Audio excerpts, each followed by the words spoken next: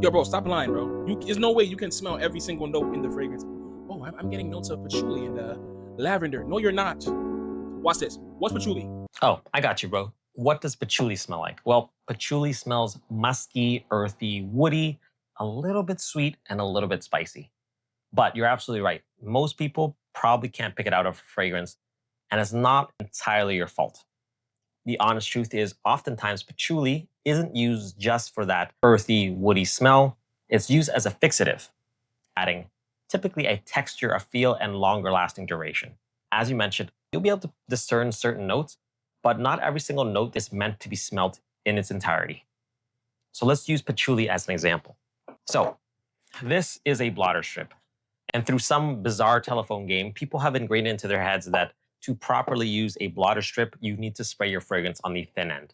A, that's not what this is for, and B, that makes no sense. It's not meant for spraying your fragrances. This is meant for perfumers, candle makers, and soap makers. You are supposed to use the thinner end to insert into fragrance oil or essential oil bottles.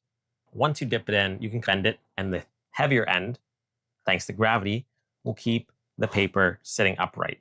And because it's like this, it won't touch the table, possibly contaminating your scent. But honestly, it'll just stop it from getting oil everywhere. And that's way more annoying than anything else. Let's say you wanted to find out what the combination of patchouli and lily of the valley smelled like. Well, then you'd use two blotter strips and you would dip them about maybe 1 centimeter. You should mark it off, but about 1 centimeter each. It'd sit for a bit and you waft it. You get a 1-to-1 concentration of lily of the valley and patchouli. Let's say if you wanted a more patchouli scent, but you still wanted lily of the valley, you might dip 2 centimeters into patchouli and 0.5 centimeter into lily of the valley. And of course, you're going to get more of that earthiness, more of that woodiness, and I seem to get a nuttiness, sweetiness to it. But overall, it's going to be more patchouli heavy.